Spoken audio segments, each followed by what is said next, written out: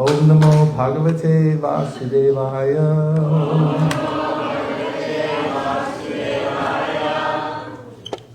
Om Namo Bhagavate Vasudevaya.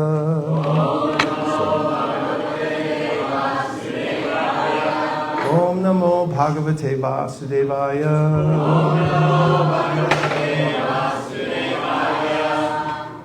I'll do the first line, you all do the second. You ready? Okay, move up. Everybody move up closer. You guys ready over here? Okay, we got 2 thumbs up. That was like 1, 2, 3, 4, 5, 6, 7, 8, 9, 10, 11, 12, 13, 14. Okay, anybody who's not ready, cover your ears and close your eyes really tight. Okay, you ready? I'm going to say a part of a verse and you have to finish it. Are you ready? Say yes. Yes. Narayanam Nanam Chaiva Devim Yasam Tato Jayam. Okay. You could win something, so pay attention. The way you see what it is. Could be a brand new Chevrolet. Today we're reading from the Bhagwatam, Canto 3, Chapter 15. Today's verse is 28. Thank you, Nanda, for summarily handing over your class today. It was very... She's behind me. Thanks, the only thing Nanda. I could do that was good. Hare Krishna. Nanda comes to the Govardhan retreat and hears and chants like no one I've ever seen before. Constantly engaged. Okay, the verse is 28, and we're in the chapter called Description of the Kingdom of God. Mata Dveripa. Yes?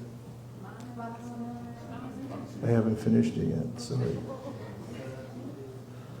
Mata Dvirepa Vanamalikaya Nivitao. Mata Dvirepa Vanamalikaya Nivitao. Vinyastaya Sita Chatushtaya Bahumadye. Vinyastaya Sita Chatushtaya Bahumadye. Vakram Ruva Kutilaya Sputi Nirgabhabyam. Vakram Ruva Kutilaya Sputa Nirgabhabyam. Vaktram Ruva Kutilaya Sputa Nirgabhabyam. Vaktram Ruva Kutilaya Sputa Nirgabhabyam. Raktekshanani Nachaman Raktekshanena Chamanagrasabam Dadanao. Raktekshanena Chamanagrasabam Dadanao. Raktekshanena Chamanagrasabam Dadanao. Raktekshanena Chamanagrasabam Dadanao. Matta Dvire Pavanamalika Nivitao. Mata Dvire Pavanamalika Nivitao. Vinyastaya Sita Chatushtaya Bahumadye. Vinyastaya Sita Chatushtaya Bahumadye. Vaktram Bruva Kutilaya Sputa Nirgabhavyam. Vaktram Bruva Vaktram Bruva Kutilaya Sputa Nirgamabhyam. Vaktram Bruva Kutilaya Sputa Nirgamabhyam. Rakteshanena Chamanagrasabam Dadanao. Rakteshanena Chamanagrasabam Dadanao. A couple of chanters. Hear the word for word. Matta. Intoxicated. Dvirepa. Bees. Vanamalikaya. With a garland of fresh flowers. Nivitao, hanging on the neck. Vinyastaya, placed around. Asita, blue. Chatushtaya, four. Bahu, hands. Madhye, between.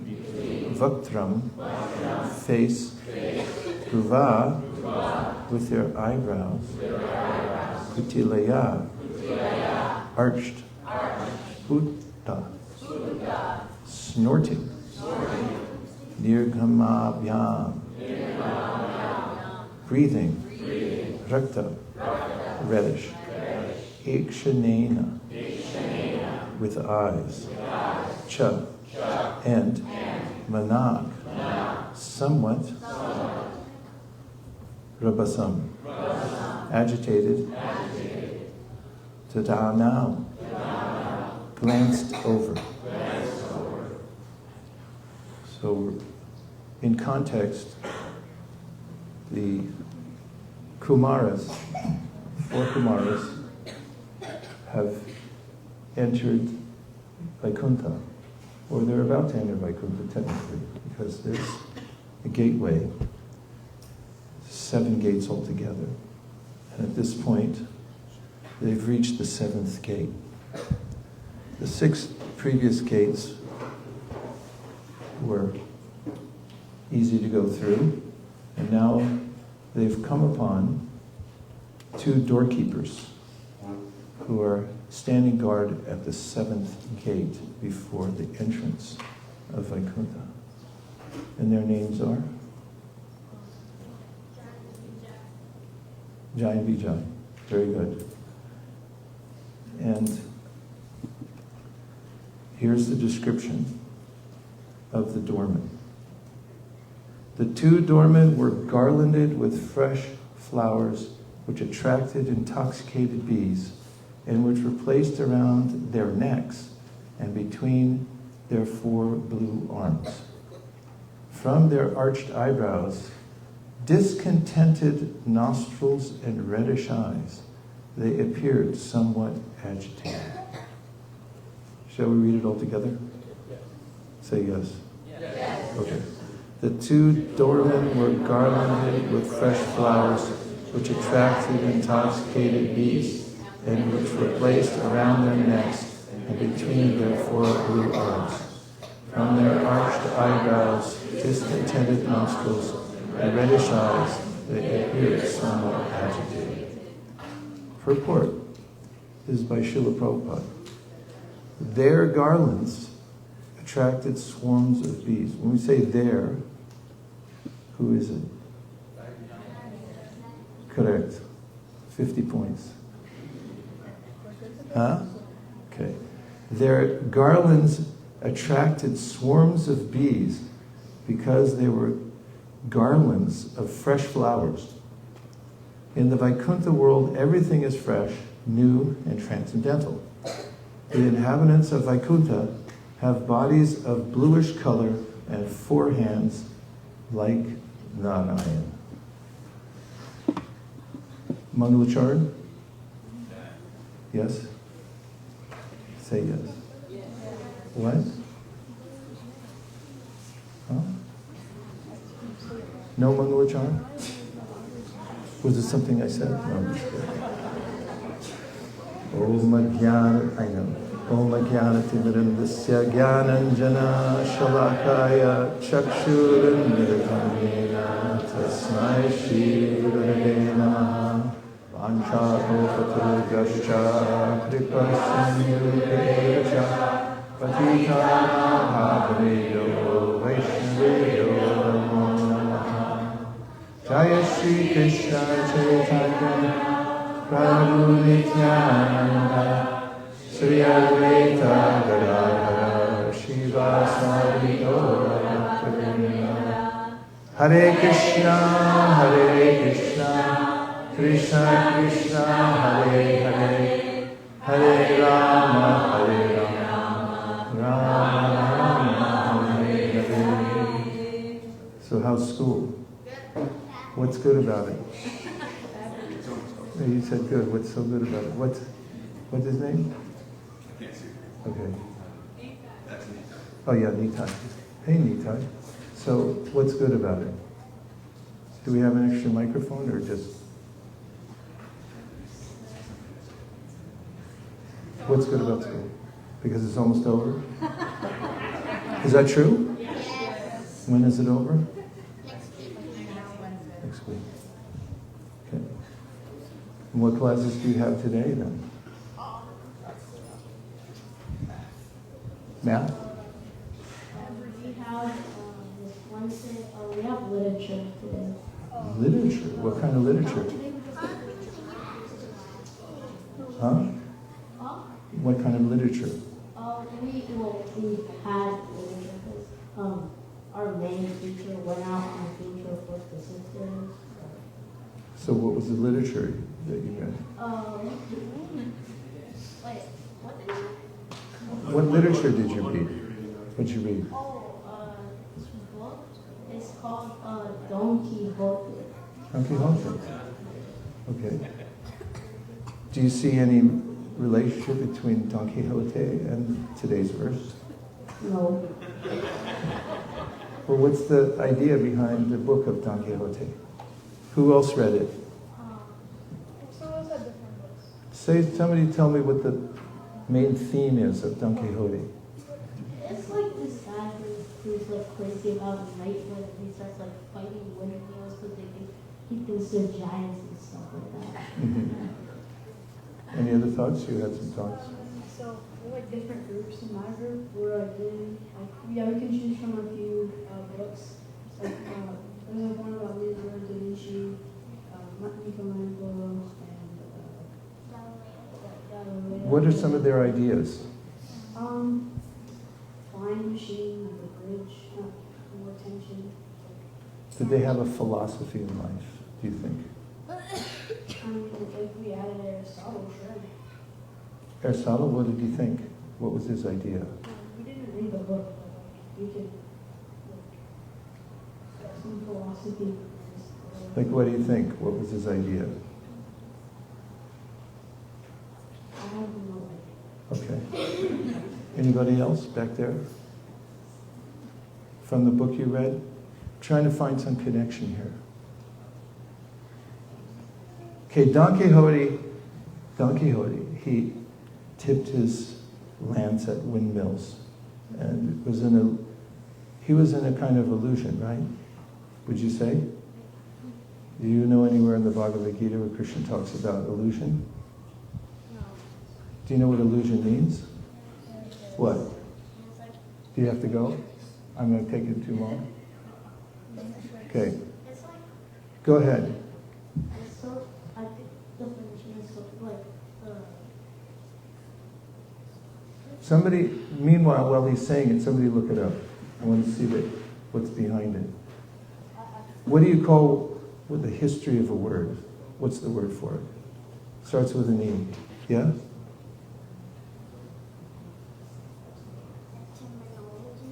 Etymology. Very good. How did you know that? Because you read books? Okay, somebody look it up. You have a dictionary? On your phone? Nobody has a phone? Not see me afterwards. Okay, Omkar's got to go. Tell us definition of illusion. Okay, use the mic. it's like seeing something that's not what it is. Exactly. Is there one word for that in Sanskrit? Don't. Okay, Maya? Very good. Very good. 50 points. 50. 50, 50, 50. Something is not.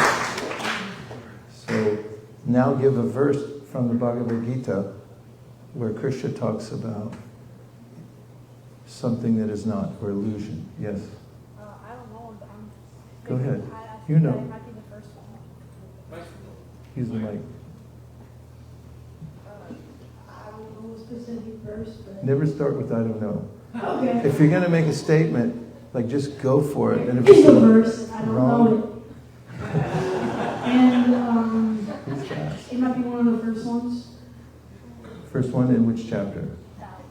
The whole book. Okay, anybody else, and anything more specific? Anything about illusion in the Bhagavad Gita? Yes, there he is. What's your name? Narottam. Go for it, Narottam. Something in the second chapter. Yeah, tell me. I don't know. Just, You have an idea of something in the second chapter, just give the vague idea of what you have. Give a vague idea from Bhagavad Gita in general. It's like to summarize, so it's the entirety of the chapter. Is there anything in that chapter that talks about illusion and reality? Yeah. Which do you have do you know what the difference is in the Bhagavad Gita? Illusion and reality, he knows.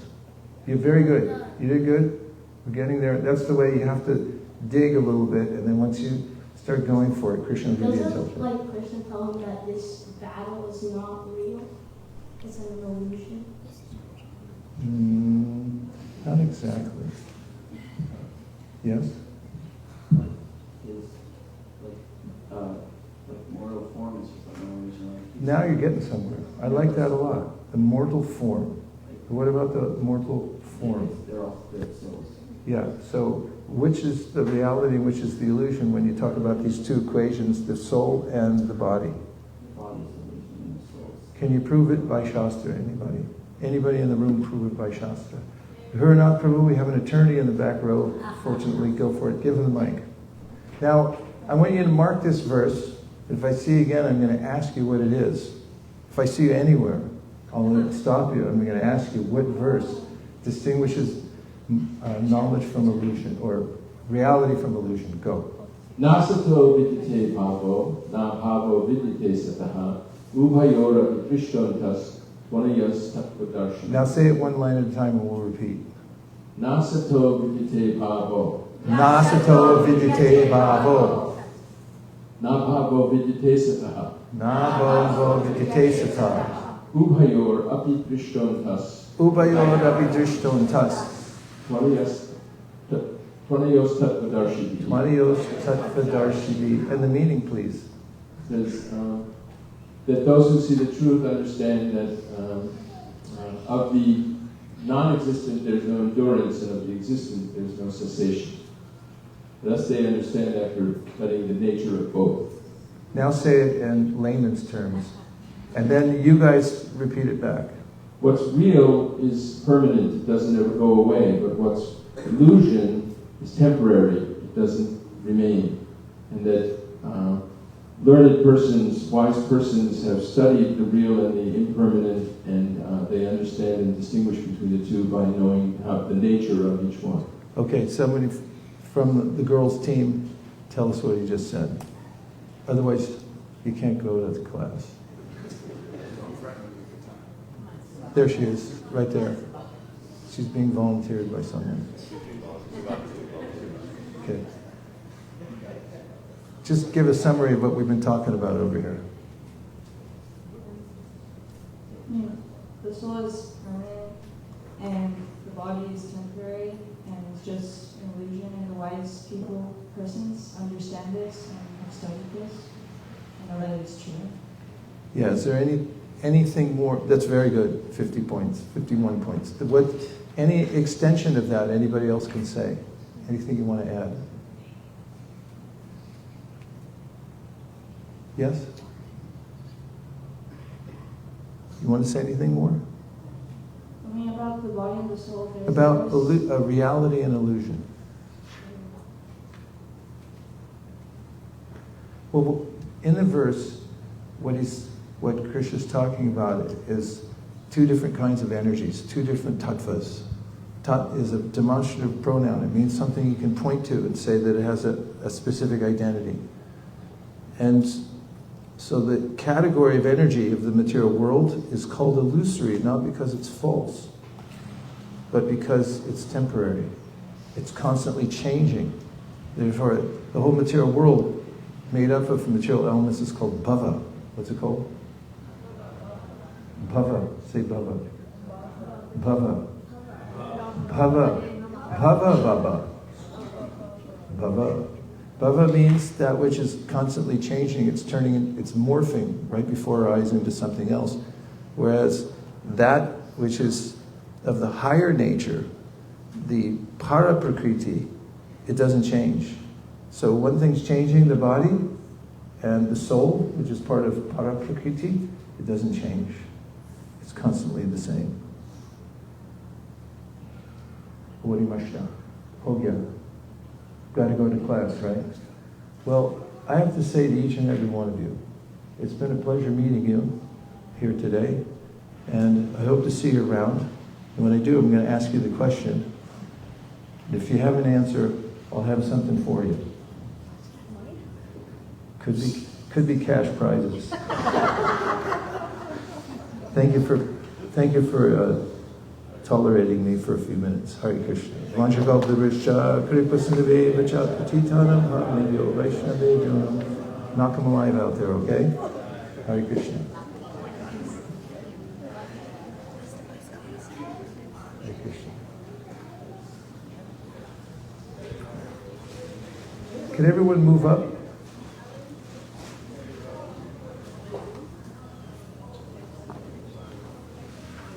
We have till 9 o'clock, just so you know.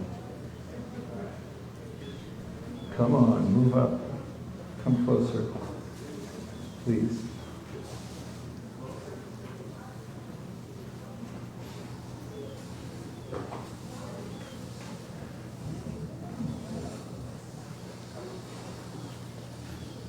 Well, that sort of thins things out, huh? Okay. I'm going to read the verse again and then we'll discuss, okay? Say yes. Yes.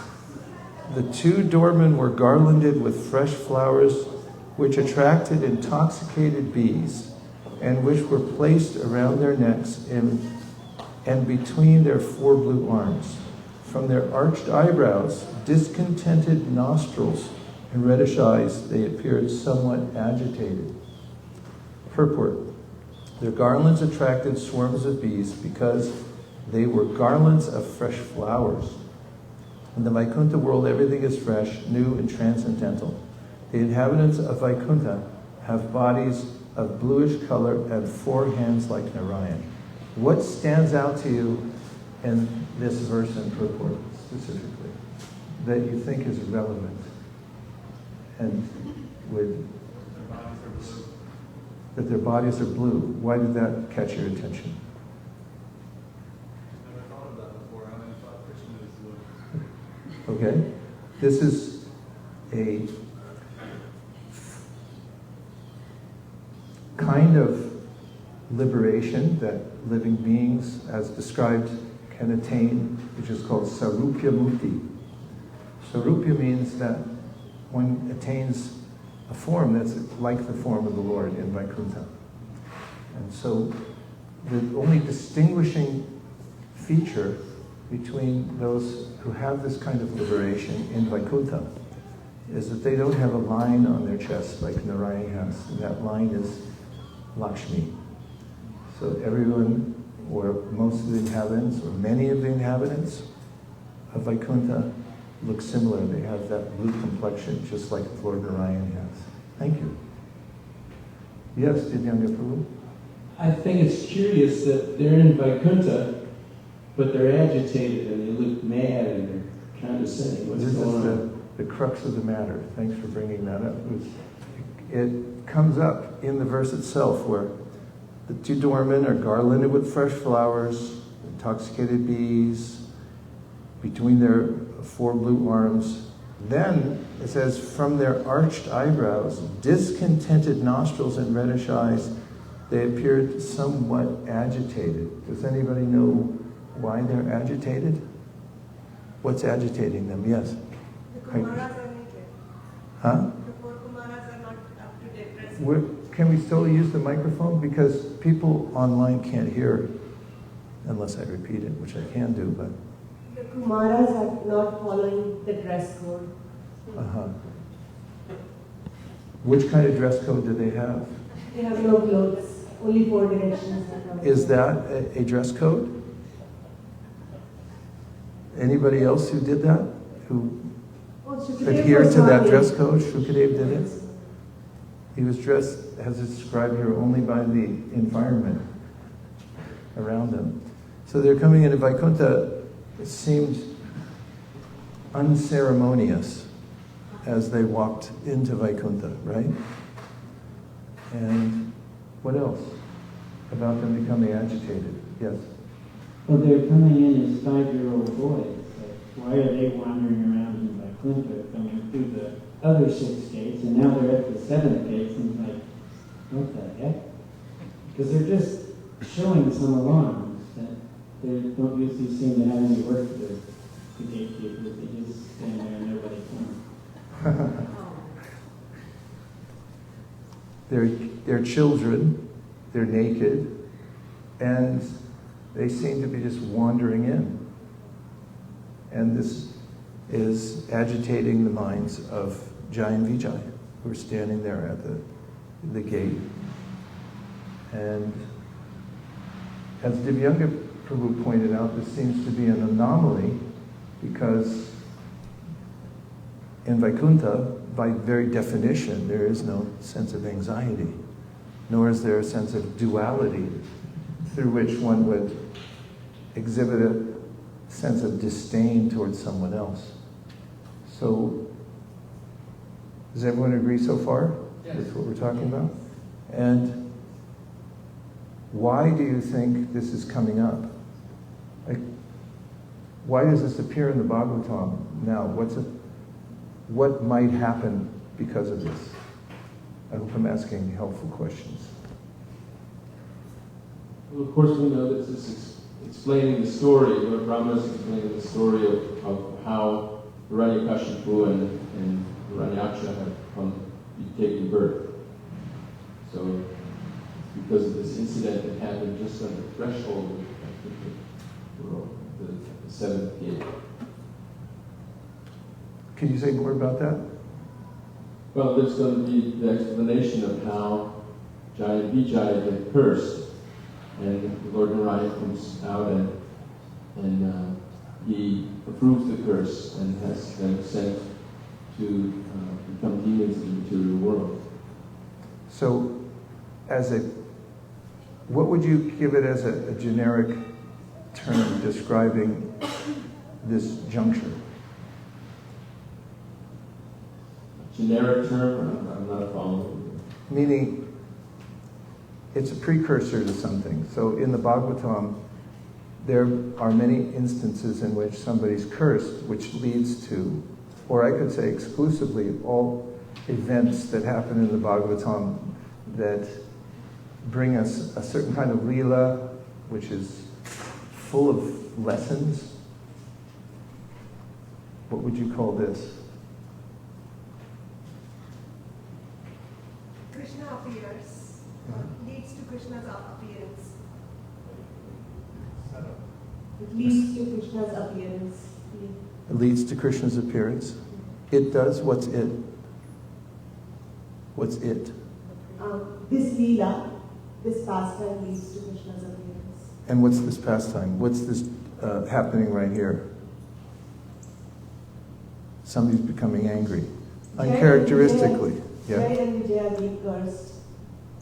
So Okay, they're about to get cursed. Yes. Jai and Vijay know that Krishna wants to fight. So this is all part of the pastime of the Lord. So they know that the Lord wants someone to fight and they're the only one capable. Or they want to be the person that Krishna could fight with. Now, I think that's partially true. I don't think it's mentioned that Jai and Vijay know specifically that Krishna wants to fight, but it is mentioned that Krishna does want to fight, and then he uses Jai and Vijay as a catalyst for that to happen, so that they can become disturbed, even though they're at the gate of Vikunta, and that leads to the 4 Kumaras also becoming angry because of the sense of, you don't belong here. When the 4 Kumaras are walking in, the gatekeepers are suddenly looking at them askance. They're raising their eyebrows and so forth. It's Krishna's intention that he wants to engage in this virarasa of fighting, But it's not clear that Jai and Vijay know about this yet, that they're going to be used for that purpose. So, 80%. I guess I have one question. Yes, What is this content nostrils? like this. Ah. Like if I look at you, like if you walk up to the Prasadam booth and I go like, something like that. It's the contortion of the face that indicates that something's wrong. So if you look at somebody in a particular way, it can agitate their mind. And it can show that they're agitated. Face is the index of the mind, right? Nanda? It also shows that all of our activities have consequences. So in one sense, Jai and Vijay, from a seed that was planted when they reacted to Lakshmi going away, which will be explained in the future verses, they're reaping the result of that offense, and now getting involved in another offense. So those seeds have our actions have consequences. Okay. Are there any other consequences that are upcoming that you can ascertain as the Leela is unfolding? Go ahead. You had something more to say. Sorry, in regards to the most recent question, or to contribute? As you wish, whatever you were going to say. There are still rivalries in Vikunta in order to facilitate Supreme Lord's pleasure. So even between Jai and Vijay and the four Kumaras, the rivalry is based on the notion that the four Kumaras are Brahmavadis, they're slightly impersonalistic. So they're Jai and Vijay, who are devotees of the Lord, are justifiably agitated. But later we find out the Lord has something in store for the four Kumaras to make them more devotional. Yeah, this verse is a juncture, and all these things are about to unfold as consequences from the Leela. Somebody else? Yes.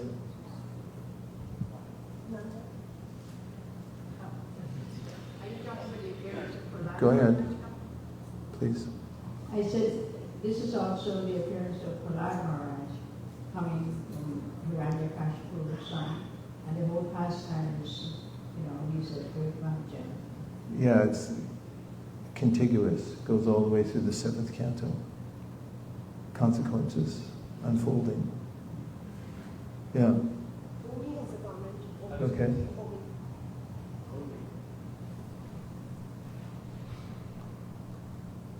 Thank you, Hare Krishna. I was going to say that there's also a pattern where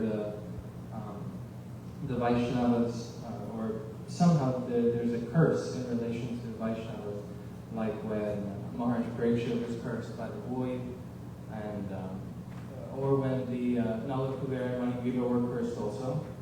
There's a pattern that Krishna comes in the Bhagwatam where there's these curses given, and he appears, and how the curses lead to blessings, or how failure can be the pillar to success. Yes. Chitraketu, he was cursed, right? Yes. Say yes. Yes. For 50 free points. Yeah.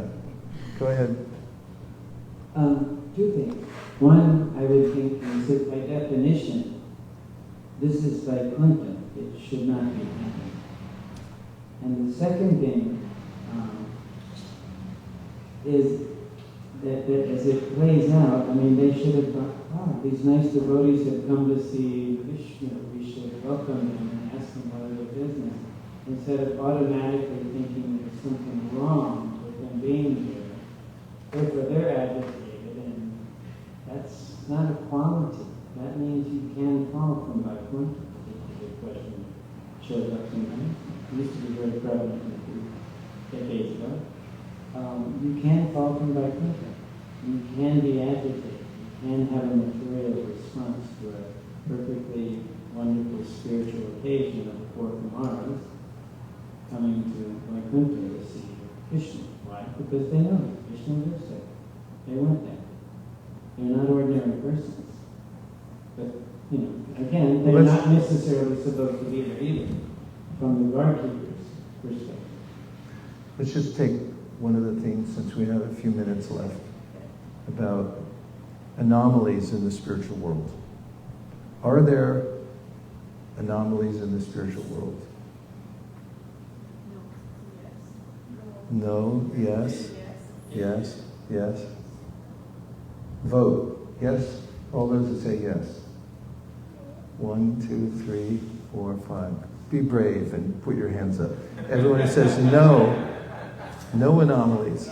Look up anomaly. You look up illusion, I didn't call on you. Okay, so case in point. Trey Rishi had written to Srila Prabhupada and said that there seems to be quarreling amongst the leaders. This is not spiritual. And Prabhupada wrote back and said, your idea is Mayavad. He said, because of the individuality of each living entity, there are differences because of the variety. In fact, Prabhupada says, even in the spiritual world, there are anomalies. And he gives these examples. For instance, he says, sometimes Krishna accidentally milks a bull rather than a cow because he's enamored of Radharani's beauty, and in his bewilderment, he makes a mistake. And then he said sometimes the residents of Vrindavan, when they're running to see Krishna, the gopis specifically, they put their clothes on backwards or their jewelry on haphazardly because they're in such a hurry. And he said, don't look for utopia, even in the spiritual world. Because there are differences of opinion in the spiritual realms. In fact, you find in Sanatana Goswami's commentaries, he'll say 7 different opinions in some commentaries. Some people say this, some people say it's like that, and he doesn't qualify any of them. He just said, here are the various types of opinions. And so, Prabhupada's admonition not to look for utopia even in the spiritual world. On a practical level, are there any differences of opinion that we find in our the universal assemblage of devotees around the world? Are there ever any differences of opinion? Yes. Every once in a while. In other words, every once in a while there's not, for a few minutes. And is this unusual? Not necessarily. Of course, we look to resolve such things on a transcendental level. And we can see from here this incident that's happening right at the gate of Vikunta. There's some kind of anomaly, apparent anomaly. It's not simply a utopian environment where everyone is content all the time. In fact, in the Bṛhat-bhāgavatāmṛta it's mentioned that the devotees don't look for peace. They're not looking for peace of mind.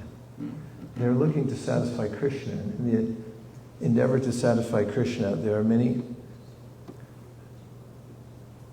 complex situations, and there are many anxieties. And on record, a devotee asked Prabhupada that devotees sometimes are in great anxiety. For instance, he gave the example of distributing books. They're in so much anxiety about it. And Prabhupada said, tell them that that is spiritual anxiety.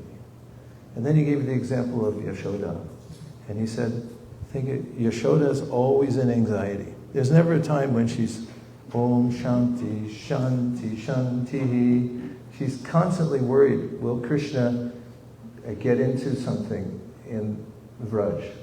He's playing with the calves and the cows, and are they getting into trouble somewhere? For instance, Krishna goes and steals from people's houses, and then Yaśodā gets called about it. And your son's stealing, and then Krishna has this impish look on his face. and so forth. So constant anxiety for Krishna. So one takeaway from just the threshold of entering into this cursing pastime is that these kinds of differences of opinion or anxieties or complexities happen in spiritual life because of the uniqueness of the soul and the unfolding Leela of Krishna. And so we needed to be utopian in interpreting this and saying, how could this ever happen? So as we will find out tomorrow and onward, that from this pastime the Lord appears, and tomorrow we find that there's more about the nature of the Kumaras and why they became angry. And then subsequently, last point I'll make, is their transformation. This is a pastime of transformation. And it's very important because throughout the Srimad Bhagavatam we find this beacon of pure devotional service, which is directing us towards the highest position of life, which is to attain pure love for Krishna. And in the process, we find different kinds of people from different levels of consciousness. For instance, the Kumaras were at a level of undifferenced monism, and they're about to be transformed into Krishna Bhaktas. They had heard about Krishna Bhakti from Brahma and others. Now they're going to experience it tomorrow and onward in the verses. Om Tat Sat. Dear Srila Prabhupada, dear Shri Chaitanya Mahaprabhu, Shri Shri Panchatattva, Shri Shri Radha Madan Mohan, Shri Shri Radhe Shyam, Krishna Balaram, Shri Shri Gaurnitai, if you so desire, please empower us to remember the Srimad Bhagavatam all day long. Thank you for considering our request. Om Tat Sat. Everyone agrees with this prayer? In whole or in part, please unmute and say Hare Krishna. Hare